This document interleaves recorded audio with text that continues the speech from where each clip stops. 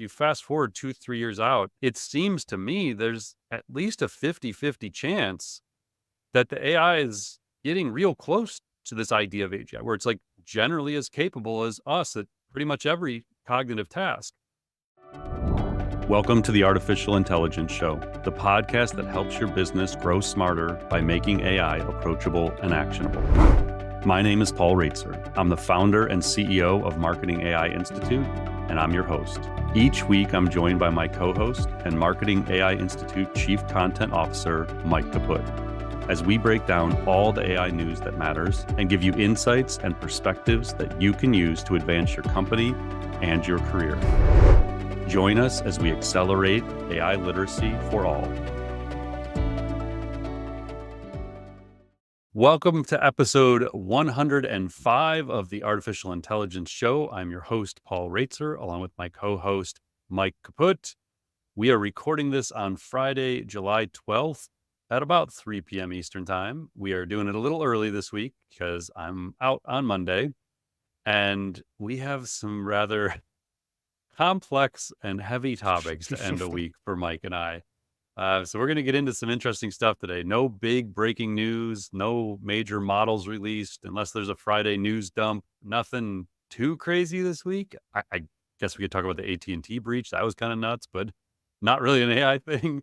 But we're going to talk about some big issues, some topics related to jobs, the economy, AI agents, AI literacy, some updates on some tech, but some interesting and important topics to get into. So before we dive into that, today's episode is brought to us by Marketing AI Institute's 2024 State of Marketing AI Report. This is the fourth annual report we've done in partnership with Drift to gather data on AI understanding and adoption in marketing and business. This year is our biggest sample ever, with more than 1,800 marketers and business leaders sharing with us how they adopt and use AI. We will be revealing the findings during a special webinar with myself and Mike on July 25th, Thursday, July 25th at 12 p.m. Eastern Time. During the webinar, we will go through key findings from the report. If you register for the free webinar, you will get an ungated copy of the report that will come to you by email. So the webinar is going to go through current state of AI adoption, which AI tools are most popular, top barriers to AI usage and adoption, one of which we will talk about in a couple of topics from now, how the market's feeling about AI job loss, whether or not they have generative AI policies and responsible AI principles, all kinds of amazing stuff. So the survey was in the field, Mike, April to June, roughly? Yep. Yeah. So 3 months, more than 1,800 people, tons of data. Mike's been crunching numbers the last couple of weeks, pulling it all together. So you can join us for that webinar. Go to stateofmarketingai.com. Again, that is stateofmarketingai.com, and you can register for the free webinar. Okay, so for our first topic today, we are going to talk about a rather intriguing and far-reaching interview with Carl Shulman. So, Mike, tell us about Carl Shulman and his interview. Absolutely, Paul. So Carl Shulman is an independent AI researcher. He has ties to the Machine Intelligence Research Institute and the Future of Humanity Institute at Oxford University. And he's pretty reclusive. Like, he doesn't do a lot of interviews, kind of keeps to himself, has very low profile. But recently he gave a marathon interview on the 80,000 Hours podcast. And as part of this multi-hour interview, he basically said we are headed towards massive disruption thanks to the coming development of cheap superhuman AI. So he spends across 2 podcast episodes more than 6 hours kind of unpacking these huge implications of humanity's race towards AGI, artificial general intelligence. And basically, his argument, even though he takes it in a ton of different directions, is pretty simple. It says, according to 80,000 Hours, quote, "The human brain does what it does with a shockingly low energy supply. Just 20 watts, a fraction of a cent worth of electricity per hour.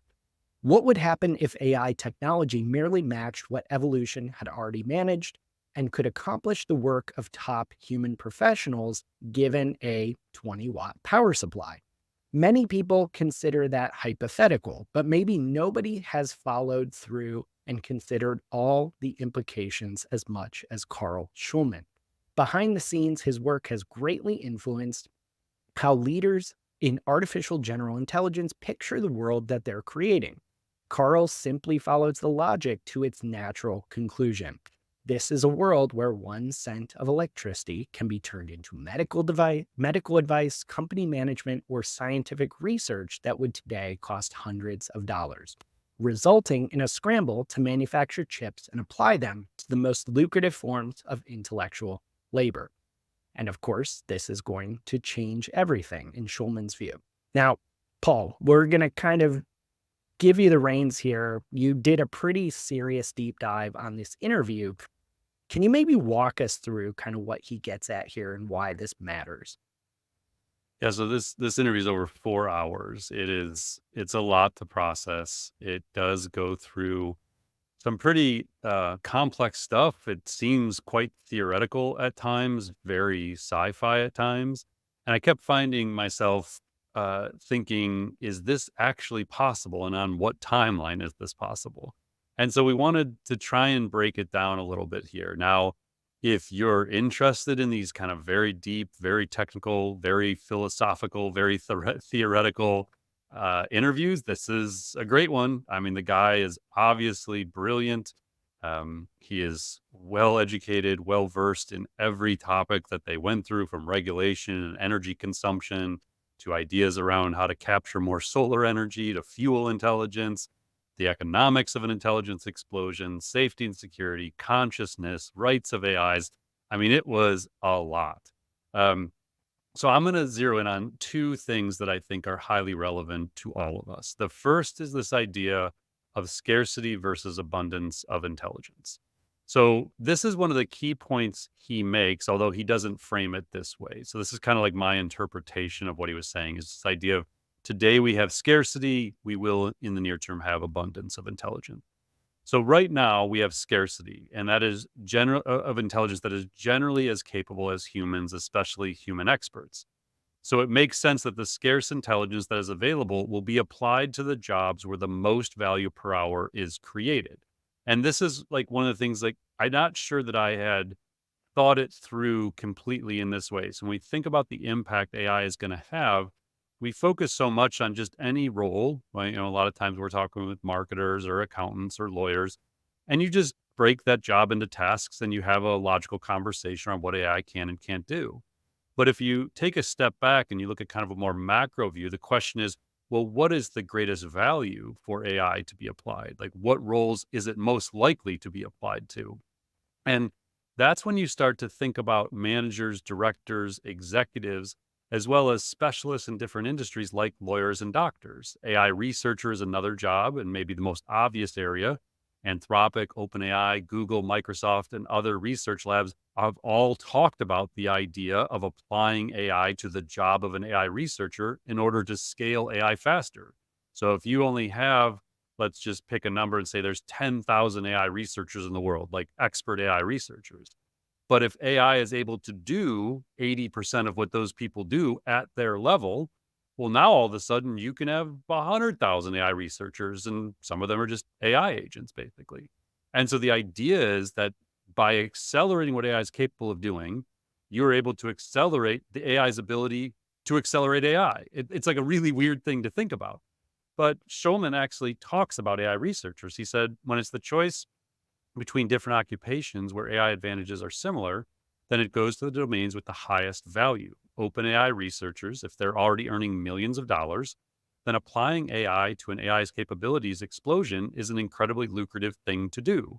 So he says an AI model running on brain-like efficiency, as you had mentioned, is going to be working all the time. And this is the one that I think is really important for people to consider. Once we get to the point where these AI are able to do things at the level we do them, all the tasks, the key they said is it doesn't sleep, it doesn't take time off, it doesn't spend most of its time in career and education or retirement or leisure.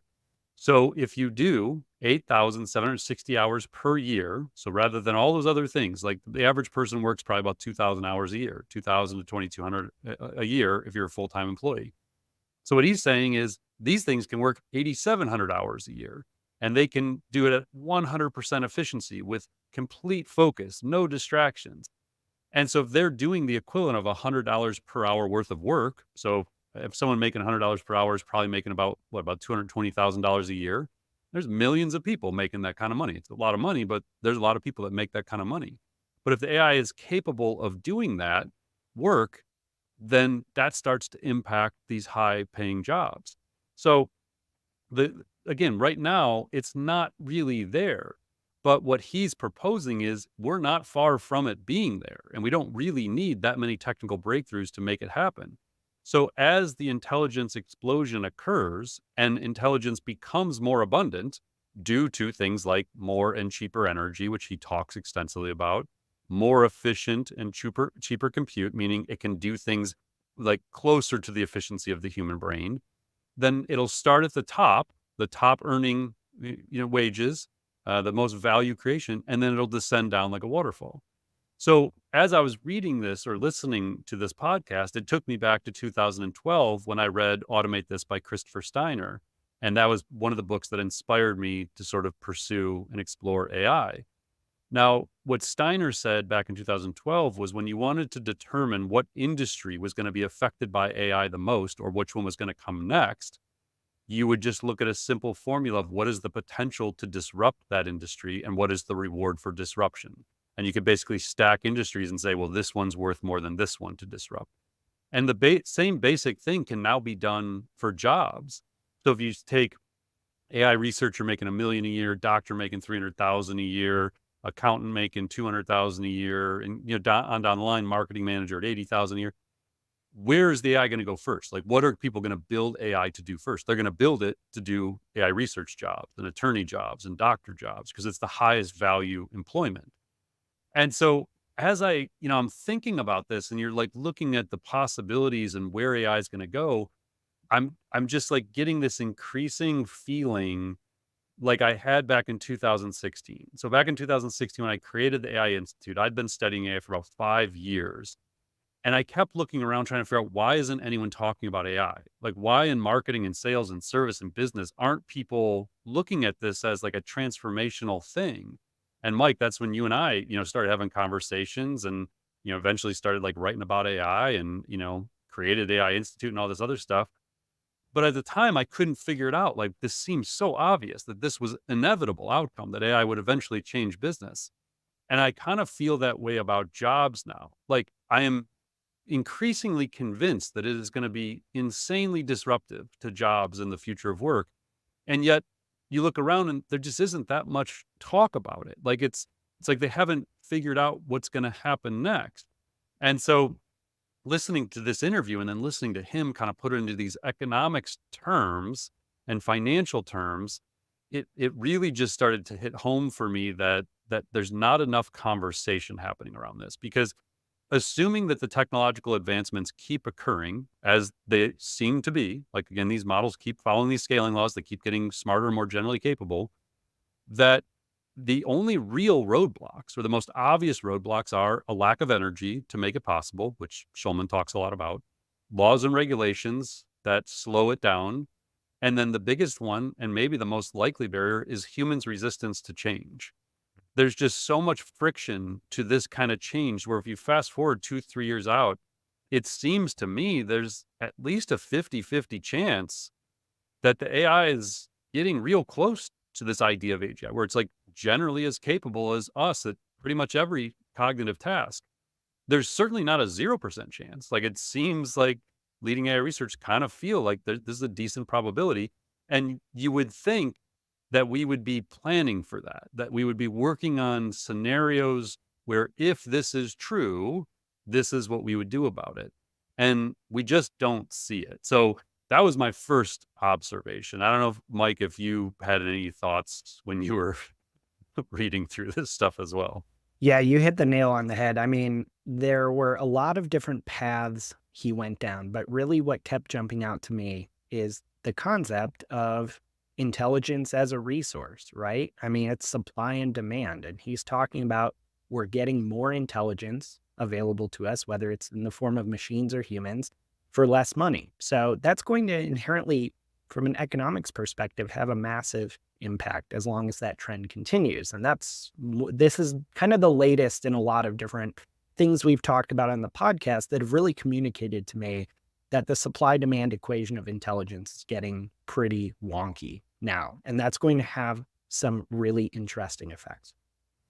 Yeah, and I guess like then the second thing that is related to this, and this is where I hear people point to a lot as well, the economists don't see it this way. Like they don't see this explosion of intelligence and the doubling of GDP every year versus every 15 years. Like they're not seeing it. And so Rob, the interviewer, asked Shulman, like, well, what about the economists? Why do they seem to be missing this? And it sort of echoed what my experience has been having talked with some leading economists and obviously having read all of their research that they've come out with.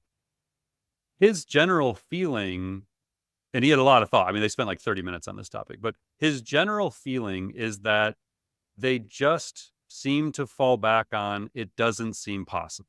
That historically, when we look back at general purpose technologies and what happened to society and what happened to the economy, that there's no way we could ever approach a scenario where the productivity expands this much. And so the economists he's talked to just kind of aren't even that interested in entertaining the possibility because they think it's so out of the realm of a scenario that could happen. And so what I found, and it kind of again what he said is the same thing is occurring with economists as is with business leaders.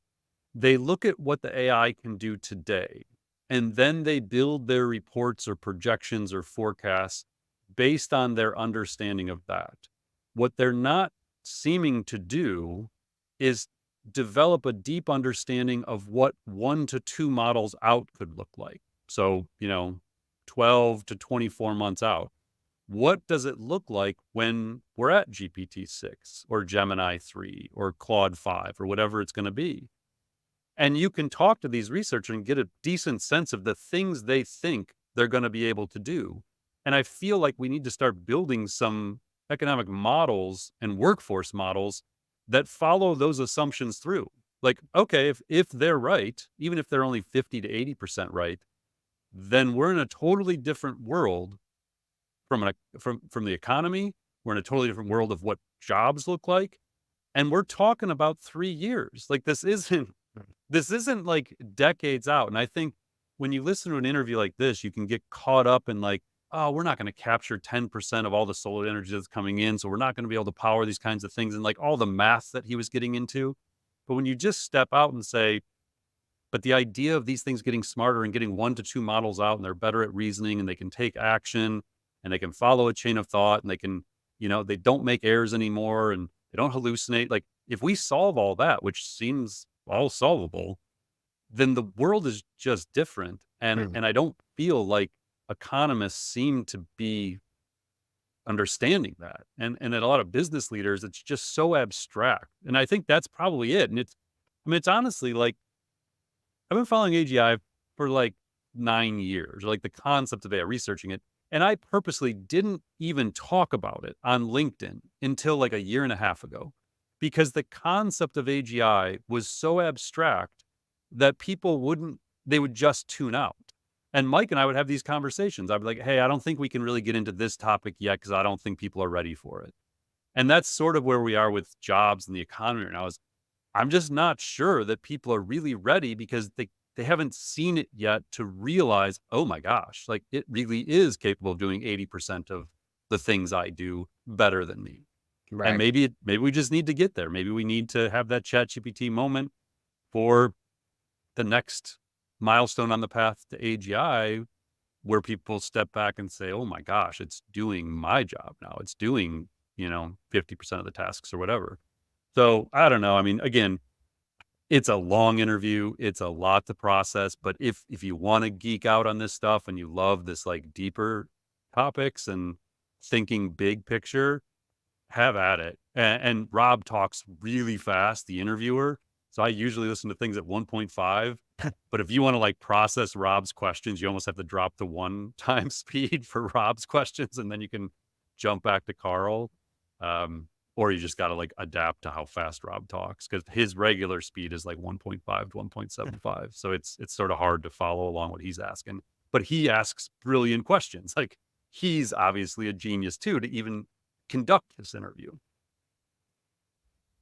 So, our second topic here is somewhat related, and there's definitely a theme running through these main topics this week. So, we've talked a lot about AI agents, so autonomous AI systems that eventually can pursue open ended goals and actions, complete tasks for you with minimal human input using a browser, doing digital actions.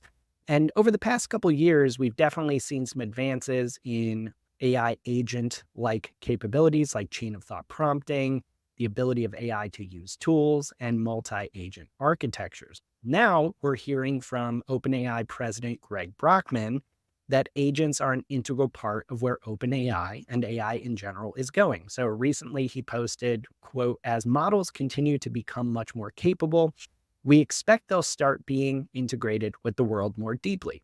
Users will increasingly interact with systems composed of many multimodal models plus tools, which can take actions on their behalf rather than talking to a single model with just text inputs and outputs. Now, that's very aspirational and kind of future looking. But in a recent article in Forbes, noted venture capitalist Rob Toes actually got into the weeds on where AI agents are starting to show particular promise when it comes to actual use cases and the startups driving those. So I just want to go through a few examples that he cites here and then kind of talk through where we're actually at when it comes to AI agents and these AI systems that are increasingly going to be doing the work that people do. So Toes outlines a few areas where he's seeing some interesting successes. So first up is customer support. So companies like Klarna, who we've talked about, are using AI agents to automate customer service. They're handling millions of conversations. According to Klarna, they're driving significant cost savings. There's some startups in this space like Sierra, Decagon, and Maven AGI that he cites that are building specialized agent solutions. He also says regulatory compliance is a big area. AI agents are well suited to handle structured, repeatable compliance workflows. So some startups like Norm AI and Greenlight AI are developing agents in that space. Data science is also a huge area. Delphina is one startup building agents to handle the full data science lifecycle, and personal assistants. So AI personal assistants that basically can help you perform tasks in your day. Some startups like Mindy and Aria are developing agent-based assistants. And of course, and we're going to talk about, AI is being built increasingly into the apps that you use with platforms like Google, Microsoft, etc. So to kind of tie all this together, Paul, there's no question the major AI labs are working on agents. We're starting to see some startups enter the space. Like when you look at this in a practical sense, like as a business owner, leader, investor, like what does the near-term landscape for agents and the startups trying to build them look like in your mind? I was thinking about this one coming into today's episode. I just went back to the AI timeline episode 87 from March, and I was revisiting the notes we had around AI agents explosion. And so I feel like I'll just recap what I said back then because I don't know that I've changed my position at all about where we are yet. So what I said then was 2025 to 2027 is when you would see AI agents really become viable and just like change the way work was done. So the notes I had was lots of talk about agents that can take action, like using your keyboard and mouse this year in 2024. But we're mostly going to see experimentations and demonstrations that are maybe the equivalent of like GPT-1, GPT-2 level, meaning very early versions of AI agents, very unreliable, but early. Um, there would be lots of manual work to get the agents to function reliably, which I am guessing is true in all of the examples you just listed and all the companies that we're talking about. Plus, lots of human oversight of these agents because they're nowhere close to full autonomy yet. And most people generally won't be willing to give up the data and privacy needed to get the benefits. Starting in 2025, AI can now take actions reliably with limited human oversight, probably in select domains or verticals, initially, then more generally horizontally capable, which kind of plays out what you're saying. You're like building these ones specific into industry. So we're starting to see the early levels of this, is my assumption. Some early instances of full autonomy, start to occur, i.e., humans provide the goal, desired outcome. The AI agent does all the work with no additional human input. And then disruption to knowledge work starts to become more tangible and measurable, because the AI agents are the kind of the key to true disruption to knowledge work. So we talked in the Apple Intelligence episode about like your iPhone might be the earliest interactions many of us will have with, real AI agents, where your phone maybe has access to the different apps and can actually work within them, almost like functioning as though you're touching the screen and going from app to app and clicking around. So we're going to probably start to see elements of that. I think people who want to understand what AI agents are or will be, you can probably just play around with Claude's artifacts and like see how it's going through steps to build things for you. You give it a prompt, it doesn't just give you a text output, it actually builds things. It's writing code, it's creating things. Perplexity, since they made the update to Perplexity Pro, where it'll show you all the steps it's going through. It's the same idea that this thing doesn't just output something. It actually goes through, creates its own task list, not a human created task list. It doesn't do 10 things a human programmed it to do. It actually creates steps and goes and does something. And then I thought it would be helpful to just provide a little bit of context as to what exactly it is we're talking about. So I went back to World of Bits, which is something that we talked about in February 2023. I think I'll have to go see what episode this was.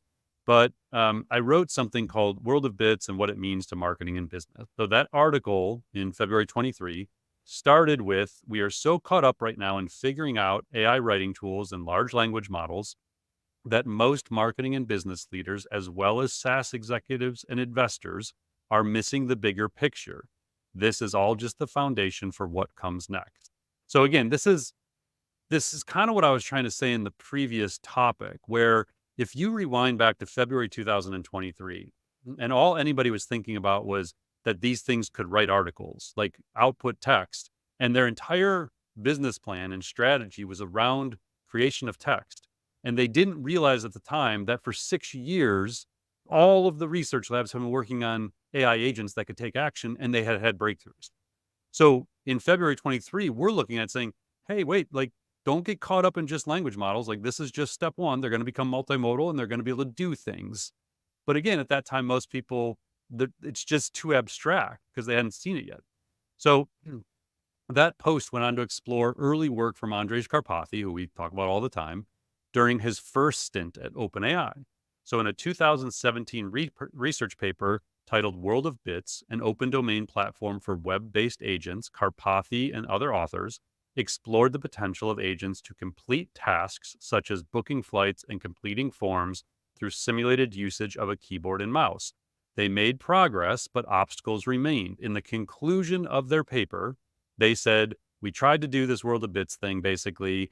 There is an opportunity here, but the gap between, this is how they ended it, the gap between agents and humans remains large and welcomes additional modeling advances. So in 2017, they had the vision to give these AIs the ability to take action, but the technological capabilities weren't there. Then in October 2022, Karpathy did an interview with Lex Friedman, and he applied on that interview. So this was right before he went back to OpenAI for a year. He implied that those barriers were now gone.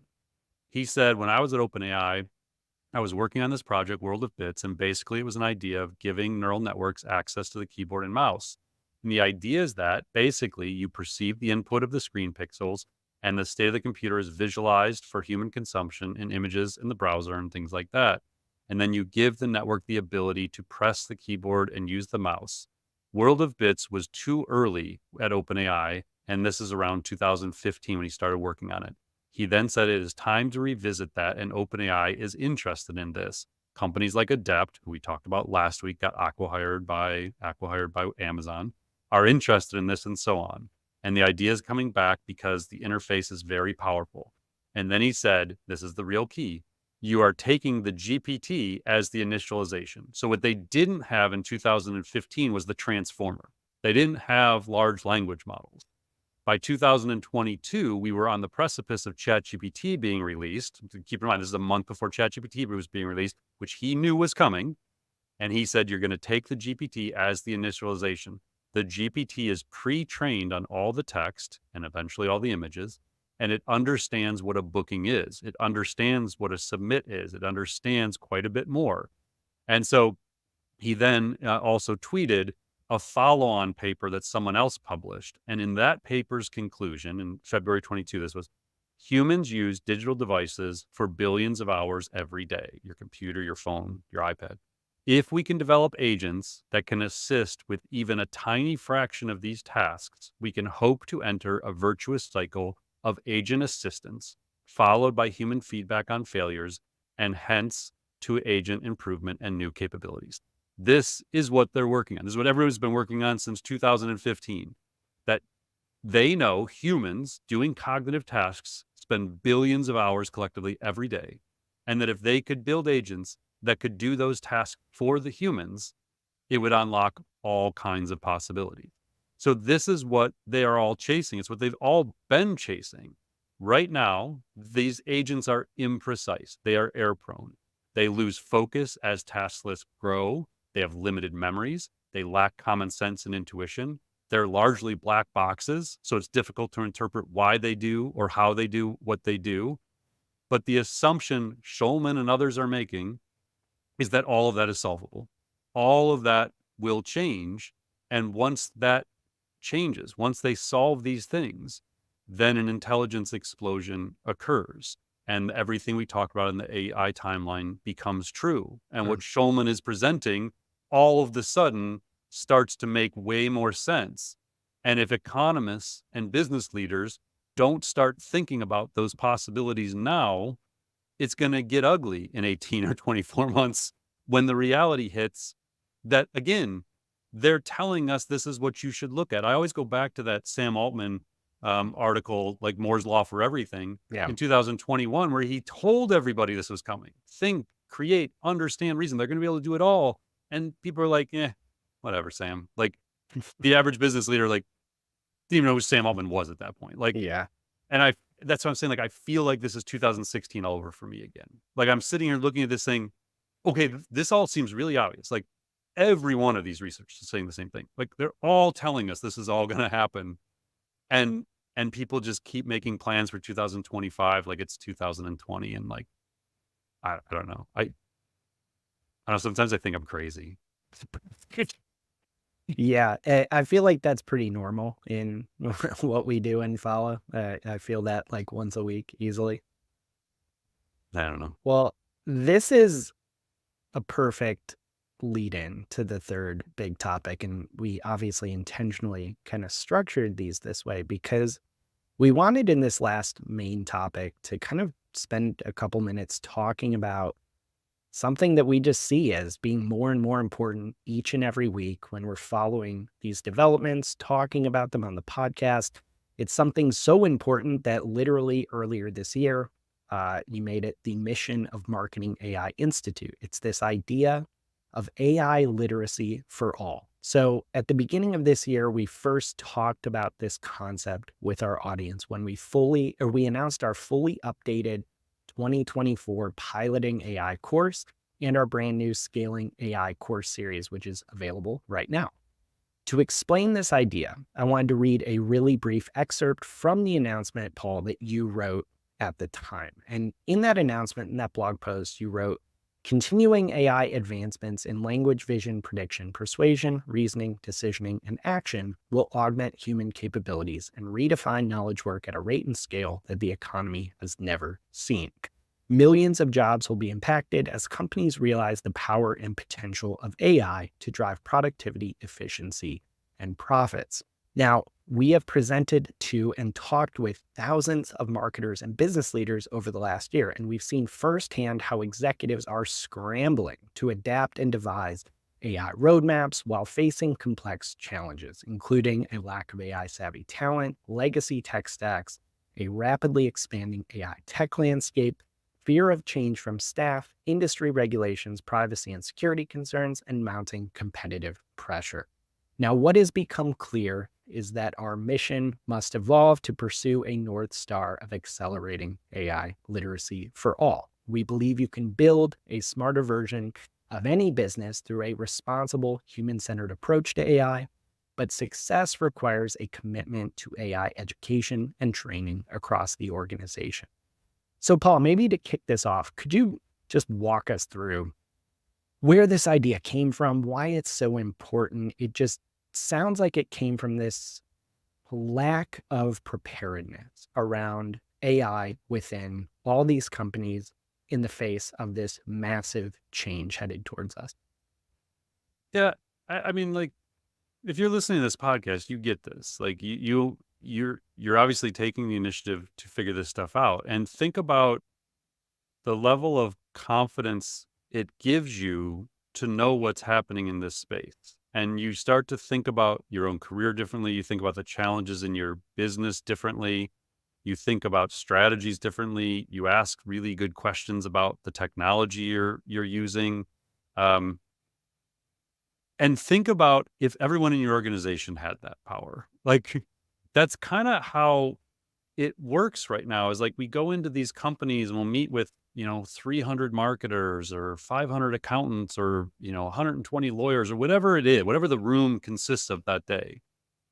And every single time, the first thing I tell people is you have to commit to literacy. Like, you got to start an AI academy in your enterprise. You have to build it into professional development.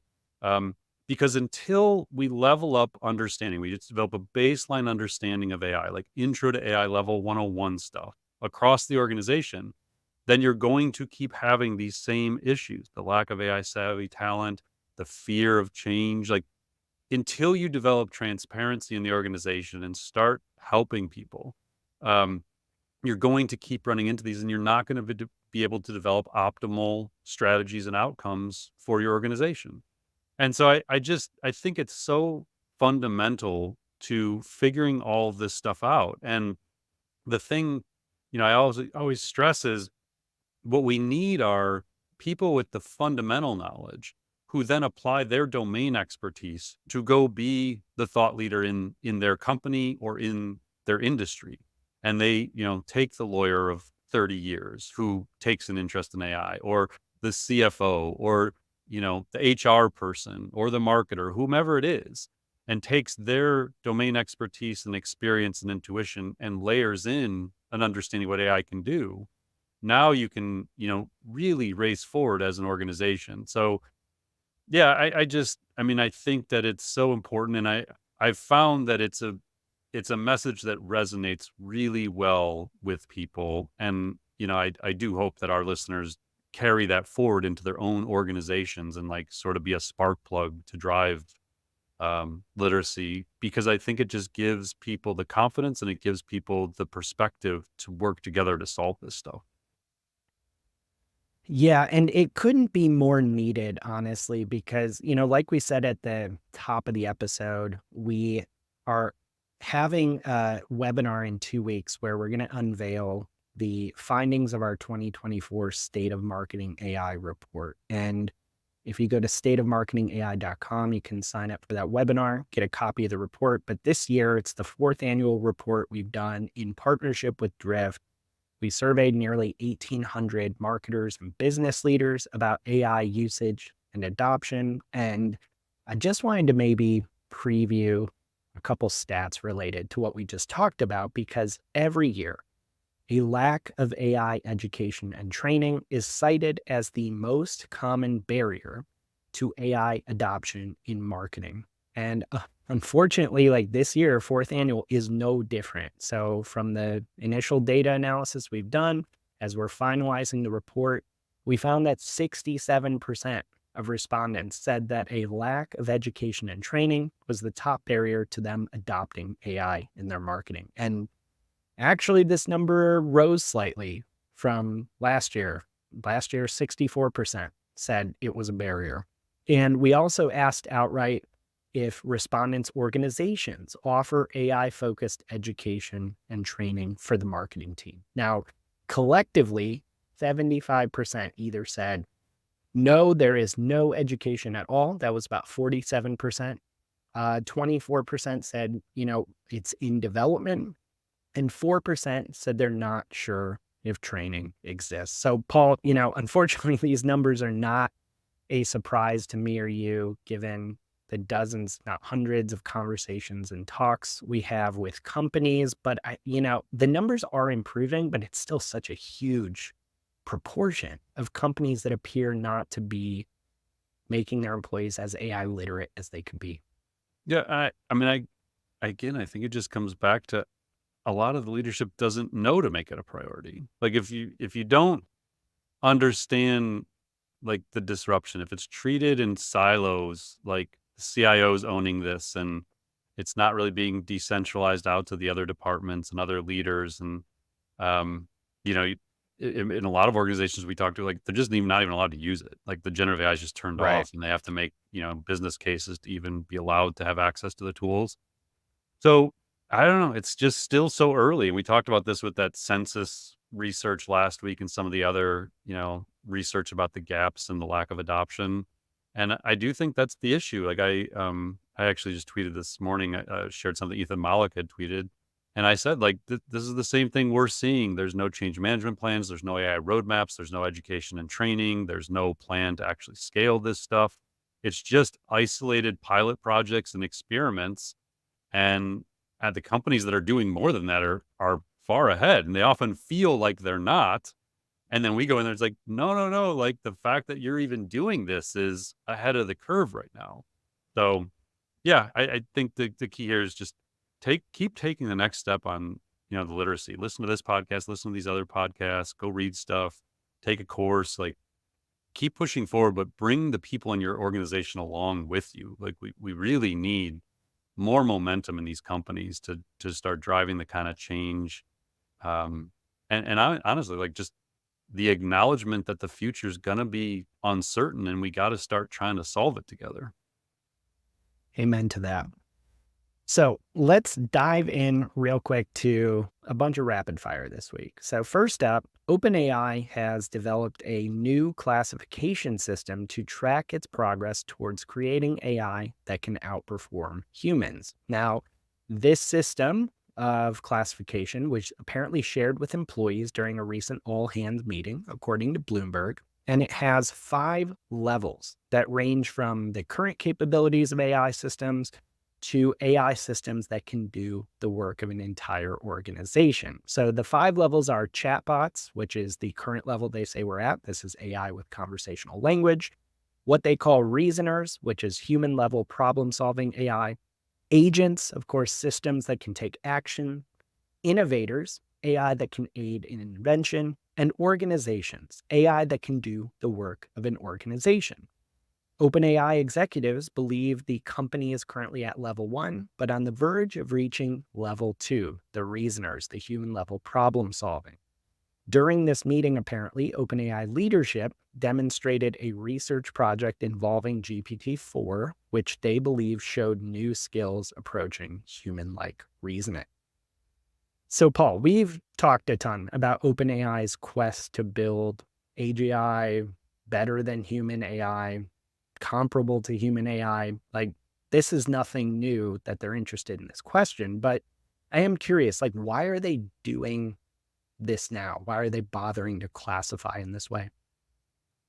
I think a new model is coming. Obviously, they're trying to give some context. Earlier this year, we had the Google DeepMind paper on levels of AGI, which had also 5 levels, very different descriptions of the levels and ways of measuring them. So I think that's like a big component of it is trying to kind of put some standards around how they're going to measure the improvement in the models and define them. I don't find the categories terribly helpful. I mean, obviously they didn't choose to release this. I think this was Yeah. like leaked out to Yeah, it was like Bloomberg. a So week. Yeah. I'll be interested to read in more detail when they explain it. The 2 things I would comment on here is reasoning matters. We talk about it all the time. As these models improve their reasoning capabilities, they're able to solve more complex multi-step problems. They can automate higher level cognitive tasks like we talked about already. Gives the machine the ability to apply logic and knowledge in more human-like ways. And reasoning is needed to draw conclusions and make decisions. And if we want to make decisions or have it assist in decisioning, it needs to be able to follow reasoning. Now, the last level, organizations, AI that can do the work of an organization, that one made me go back to the Ilya Sutskever quote from The Atlantic in almost a year ago, July 24th, 2023. We covered this on episode 57, but this quote, sometimes I wake up in cold sweats because of this excerpt. So what Ilya said at the time, which now tells you where part of the inspiration for their ranking of AI's capabilities comes from. The article was called, "Does Sam Altman Know What He's Building?" And Ilya's quote was, "The way I think about the AI of the future is not as someone as smart as you or as smart as me, but as an automated organization that does science and engineering and development and manufacturing. Suppose OpenAI," and this is the author adding some context, "suppose OpenAI braids a few strands of research together and builds an AI with a rich conceptual model of the world, an awareness of its immediate surroundings, and an ability to act not just with one robot body, but with hundreds or thousands." Sitskova then went on to say, "We're not talking about GPT-4. We're talking about an autonomous corporation.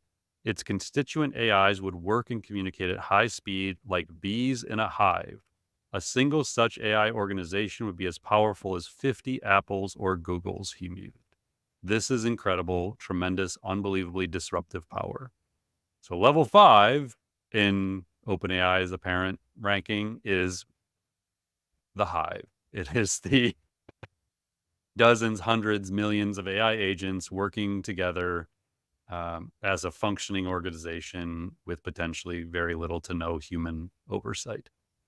When that's possible, I don't know, but that is, it is what is being envisioned. I can tell you that. I like the hive for the name of level 5 Yeah, rather than seriously, be better. organizations.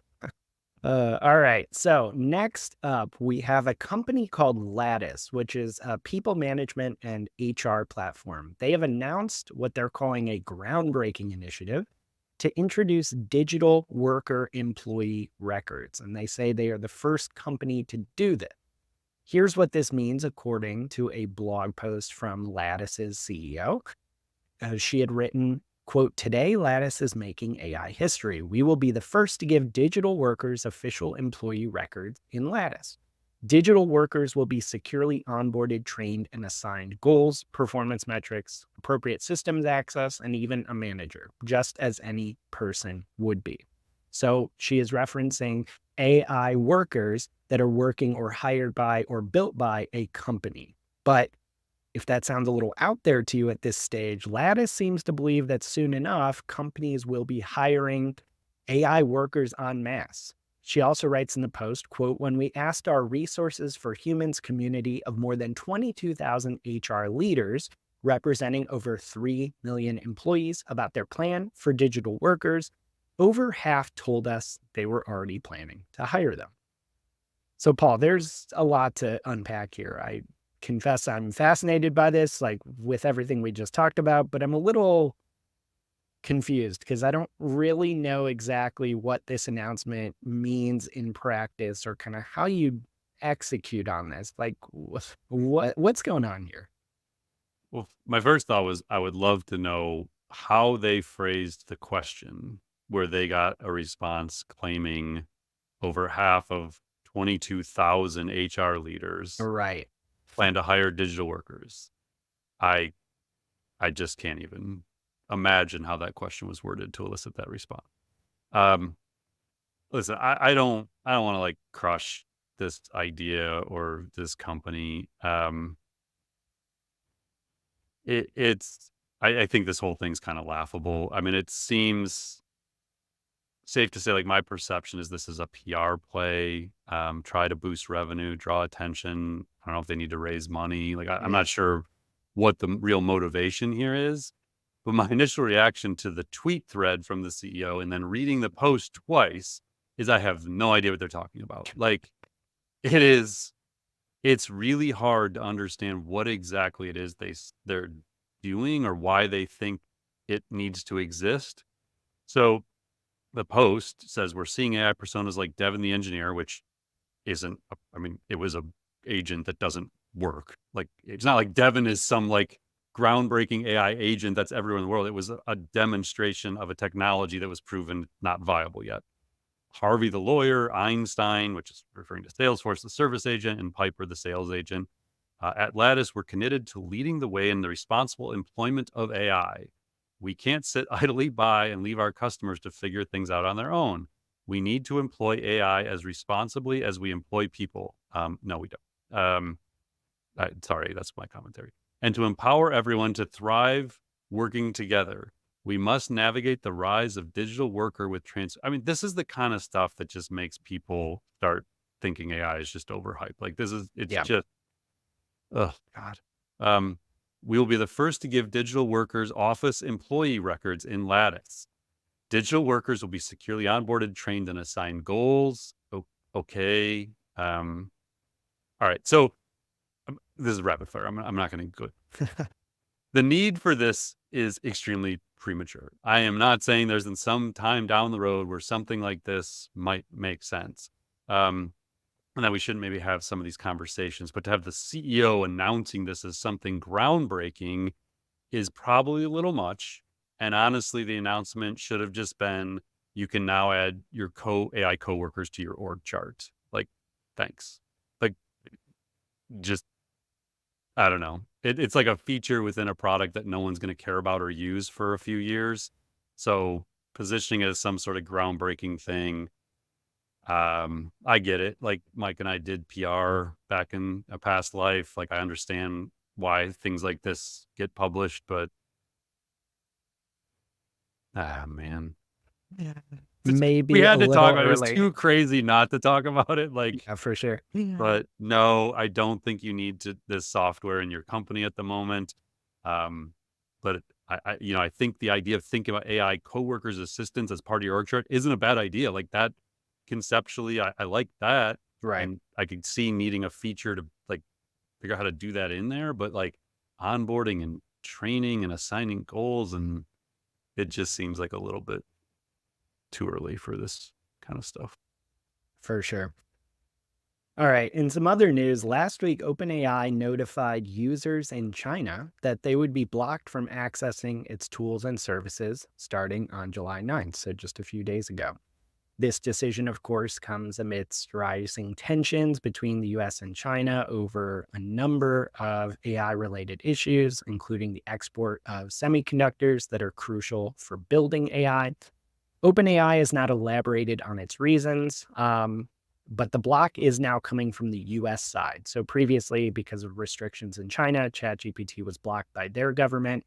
But now OpenAI is the one driving the ban on using the tool. At the same time, Chinese AI firms are basically trying to flood into the gap here, trying to offer a ton of free tokens or credits essentially to use their software. The country already has at least 130 large language models, which account for about 40% of the world's total, second only to the US. So those are now jockeying for position as OpenAI exits the market. So, Paul, we've definitely been talking a lot about this type of thing the last few weeks. Seems like we're hearing more AI and national security or geopolitical concerns along the lines of Aschenbrenner's situational awareness essay. Like, what did you make of this particular development? I think it's a complex geopolitical world, and there's going to be all kinds of stuff happening that we aren't privileged to know the inner workings of, and this is probably an example of it. I thought it was interesting that you can still get access to the same models through Azure in China. Like, Microsoft didn't turn off access, but so I don't know what the dynamics are there as well. Yeah, I mean, I think it's going to become an increasingly important topic throughout the world and how different governments are working with each other. All right. So next up, we had talked in previous weeks about how Apple had gotten a board seat with OpenAI, how Microsoft already had one.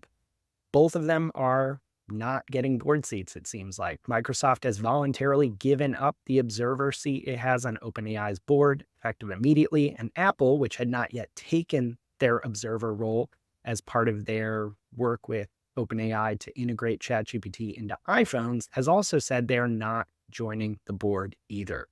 So these changes have come kind of amidst increasing regulatory scrutiny of big tech's investments in AI startups. OpenAI's they plan to host regular meetings with key partners and investors like Microsoft and Apple instead of board representation. But as of right now, none of them are getting those promised observer board seats. So, Paul, this seems like a pretty quick about face from the news of the past couple of weeks. Like, what's going on here? It was definitely fast. It seems, at least from everything I can gather, just regulatory scrutiny around big tech and AI, that there's just too much heat right now, and consolidation of power is not being looked upon well by different governments. And I think everybody decided it was not probably worth the headaches to do this. So I don't know. I'm, again, love to know the inner conversations going on here, but we don't have any insights that somebody else doesn't have already. But yeah, that seems to be the issue, is just regulatory scrutiny and fear around they already got enough headaches. Let's not bring on any more right now. And I guess they must have some level of trust to where OpenAI is going, what the board's going to do now, Hmm. that maybe they didn't have when the current board wasn't structured the way it is. All right. So Google has been rolling out Gemini for Workspace, where Gemini is being built right into Gmail, Docs, Sheets, and more, all with kind of enterprise grade security and privacy. And with those apps, within those apps, Gemini is now going to be able to assist you directly using information, context from your email, your documents, your files to kind of help you be more productive. So for instance, Gemini in Gmail allows you to essentially prompt the tool just like you would ChatGPT to help you find specific files in your inbox, summarize email threads, surface specific details from past conversations. In Drive, you can prompt Gemini to summarize files and documents. You can ask questions about all that information you store in your documents on Drive and learn about and find different files that you've saved. Gemini Business Plan costs $20 per user per month with a 1-year commitment on top of your current business workspace plan. And it gives you access to Gemini in Gmail, Docs, Slides, Sheets, and Meet. There's also an enterprise plan. Paul, we just saw this get turned on in our Institute Google Workspace account. Like, what are your impressions so far of this? Well, I've been experimenting with it in my personal Gmail for a couple months. I think I've had it. And, just I think like 2 days ago, it got turned on maybe. But the uses in Gmail alone are awesome. Like I've always said, Gmail Yeah. search is just like insanely useless. And so to be able to just have a conversation with my inbox is amazing. And I've started to use it within Drive as well to find things. So seems like it's going to be really helpful. I have not built out a bunch of the use cases to share with the team and say, okay, here's the 10 ways to use this or anything like that. But it seems like the intelligence is starting to find its way into these core technologies, which is going to be very helpful for businesses. And if you're a Microsoft shop, it's the same kind of thing that Copilot enables within their platform. Yeah, same as you. I've been using the personal version for quite a bit. And I would say the email capabilities alone are worth the price of admission. Yeah. Like it's really, really, it's surfacing everything you need very quickly.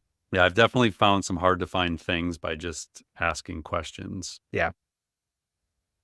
All right. So next up, Anthropic has introduced some new tools to help you improve AI applications using Claude. And so these features, which were released this past Tuesday, are designed to partially automate the process of prompt engineering. So the new tools available right within Anthropic Console's Evaluate tab include a built-in prompt generator, which can take a short task description and create a more detailed prompt using Anthropic's prompt engineering techniques. It has a testing environment now where developers can upload real world examples or generate AI created test cases to evaluate how effective their prompts are. And you can use side by side comparison tools to assess different prompts and rate sample answers on a 5-point scale. So these features basically aim to help developers, especially those that know a little bit about prompt engineering, quickly improve AI application performance. So, Paul, these features are kind of geared towards developers, but they definitely seem to have some bigger implications for prompt engineering as a whole. Like I saw Ethan Mollick had posted about this saying, quote, automated testing of prompts in Claude is another sign that a lot of current prompt engineering is going to be done by AI soon. So, how important do you see prompting as a skill moving forward?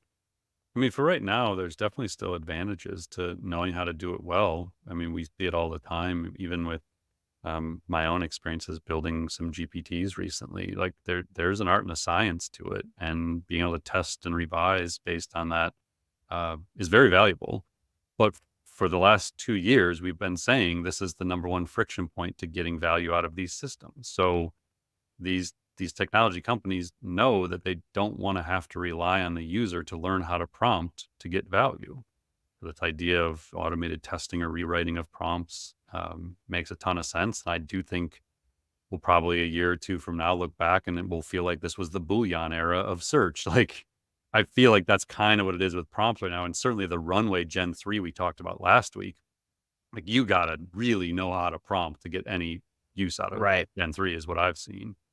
And I just think that the AI is going to keep getting smarter at rewriting your prompts, and you may be aware it happened or you may not, but this is definitely a solvable thing for AI models to where I don't think you're going to have to be an expert in prompting or know specific ways to do it down the road. But for right now, totally, you can get way more value out of these things if you know how to talk to them the right way and you know certain tricks to get value from them. So it is still a thing and it will be probably for the foreseeable future, but I could certainly envision a day where it's just not that important.